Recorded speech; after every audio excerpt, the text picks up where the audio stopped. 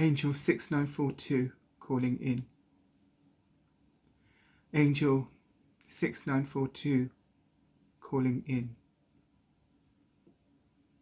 Angel-6942 calling in. The date in human years is Friday, the 3rd of September 2021. And after the human fell asleep last night, I've had the worst, the most extreme visions or dreams or portents or whatever you may call it.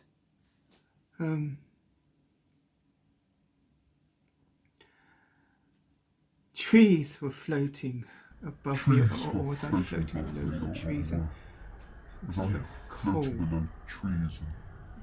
and wet, and the cold was so deep in my heart. It was something I'd never felt before. It was just a darkness, an emptiness. There were sounds of birds crying. Were they laughing at me? And the birds were crying.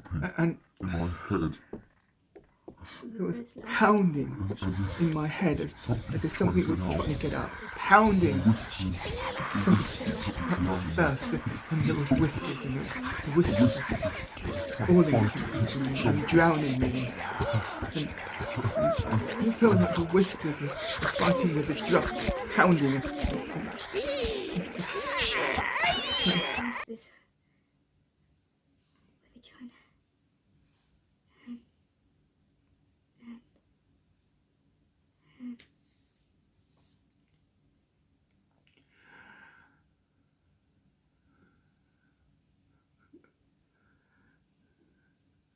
As an angel, I've never felt like this before. It's fear.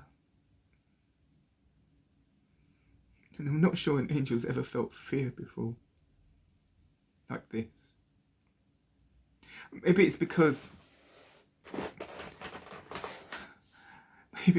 of what's happened this week. The wet and the cold, maybe that bit. In the USA, there has been extreme weather events happening. In a place called Louisiana, there's been heavy storms, and like roofs of houses and buildings were blown off, and ships were blown onto the shore. And I think people died, I'm not sure.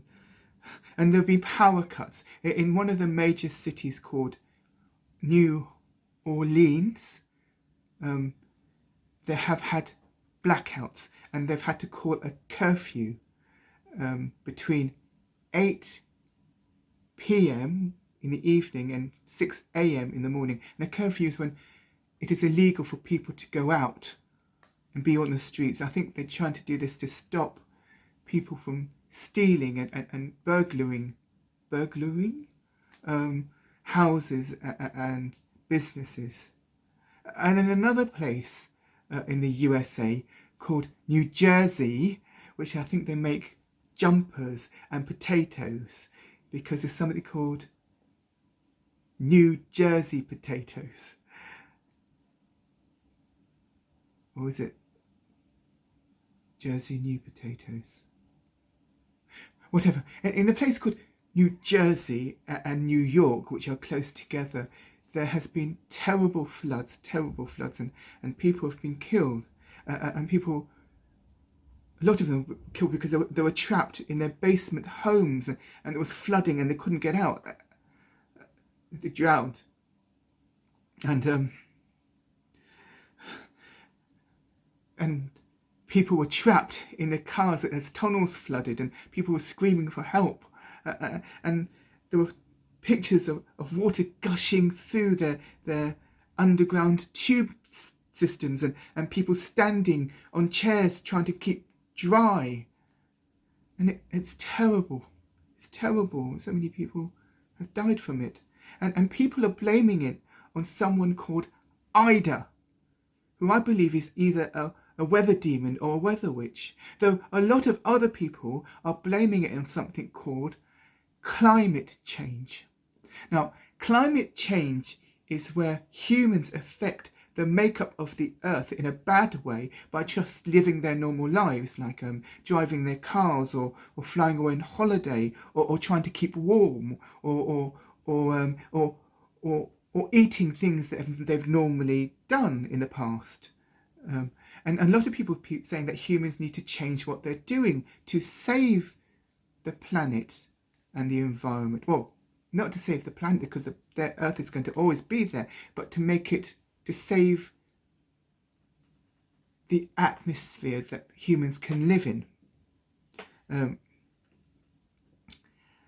So they're saying that people shouldn't drive and should ride bicycles, and they shouldn't use so much petrol and oil by flying abroad on holiday, or they shouldn't. They should use things like hydrogen to keep their houses warm. And hydrogen is something that they use in the bombs that blew up and have these mushroom-looking clouds. So I suppose it's probably quite efficient and it'll keep many people warm and toasty, and they'll have this glow afterwards. It was save on lights. And also they're saying that more people should become vegans. Now, vegans are people that don't eat anything to do with animals like meat or cheese or eggs or milk. And they prefer to eat things like avocado or tofu or soya milk or seitan. Or is that seitan? It's this sort of thing that looks like meat but isn't meat. I think it is seitan they have here. I'm not sure about seitan. But anyway, they fly all these things from overseas to get here because it's better for them to eat it for the environment, apparently. Though vegans don't seem to like as much cabbage or greens or turnips or parsnips or anything that's grown here that is a vegetable. Or it doesn't seem to be popular because you don't see those things sort of advertised in fancy adverts. But anyway, now still a lot of people feel that the government and people are not doing enough and feel that they need to protest. So this week there's been a group called XR, and I'm not sure what XR stands for. Extremely rich? I don't know. But anyway, they've been protesting by sort of blocking roads and gluing themselves to buses and things, and sort of having tables, pink tables, and basically sort of trying to draw attention to the problem. And they've also invaded the offices of something called the World Wildlife Fund, WWF, which is an organisation that was set up to sort of save animals and sort of to save nature for those animals. But the XR people have accused them of being eco-fascists because they accuse them of putting the welfare of animals before the welfare of the poor human beings that live in the country where the animals exist. So, they sort of keep saving this environment and sort of putting these indigenous people, I think they're called, aside so they stay poor. And they also say that the WWF have been hypocrites because they've allied themselves and got into bed, which I think is the term is, with a lot of companies that promote damaging things like petrol or heat or petrol or gas and things like that. So they say that WWF are hypocrites and therefore they needed to be invaded and made life difficult for them. Though it has come out this week that one of the leaders of XR drives a diesel car, which is one of the most damaging forms of petrol out there, apparently. And also, she went on holiday in the past for flying abroad to another country that was 11,000 miles away. But she did give herself an excuse, saying that the reason she still drives a diesel car is that she has to take her children to their rugby practice and that she can't afford an electric car. And it must be too dangerous or tiring for the children to cycle or walk after the rugby practice.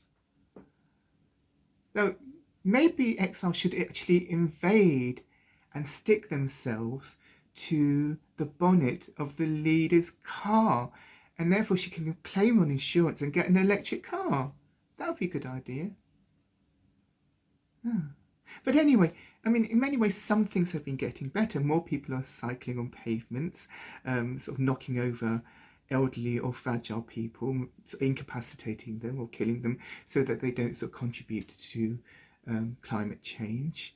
And also leaving space in the cycle lanes free for motorised scooters and bicycles and motorbikes, which is good. And also, this week, a new petrol has come out called E10. And E10 is supposed to be better than normal petrol, but unfortunately, it contains a chemical which is a bit like sugar. So it won't work on some old cars because you shouldn't put sugar in their tanks.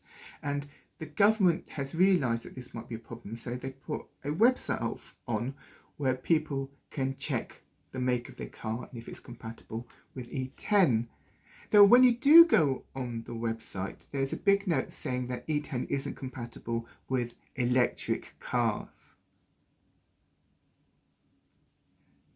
I mean, I suppose it's to warn those people, that try to charge up their phone by sticking it in a bucket of petrol and setting light to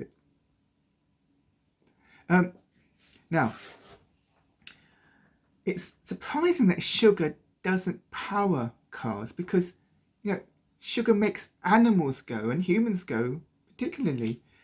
But though unfortunately something really bad happened to an animal this week. There was an alpaca called Geronimo who had 2 tests and both of them diagnosed him with tuberculosis or TB. TB is quite a bad disease and can spread easily, a bit like COVID-19. So they wanted to put down or kill, or some people might say murder, Geronimo because of the disease and to stop the spread of the disease. But the owner of Geronimo and some of her campaigners and people supported her said no, they don't agree because there has been problems. They reported that the test has been inaccurate and that also it might have been antibodies in Geronimo's body because Geronimo might have already had and recovered from TB from New Zealand because Geronimo came from New Zealand about 4 years ago and this has been going on for 4 years. And they also said that if Geronimo had TB, after 4 years, Geronimo would be dead by now. But unfortunately, the owner and the campaigners lost their battle. And this week, the government took away Geronimo and executed him. Though the strange thing is, they won't let the owner have the post-mortem results of Geronimo, which would prove whether he had TB or not. It makes me wonder whether the government feels that it's more important that people that have tested positive or have had TB in the past are gotten rid of, rather than actually checking scientifically it's okay. And it makes me worry also about all the people that have had TB as children and have recovered, because there are a lot of people there, elderly people, that have had TB in the past and have had perfectly brilliant lives. I mean, there's this cook called Mary who used to judge this bread baking show, and she famously recovered from TB as a child, but she's going to have a full life and career, which makes me very concerned for the safety of Mary. And I'm wondering whether we should get Gabriel, the messenger, to sort of drop in and give her a warning, you know, like, for God's sake, hide, Mary, hide. Anyway, I'll get back to you next week.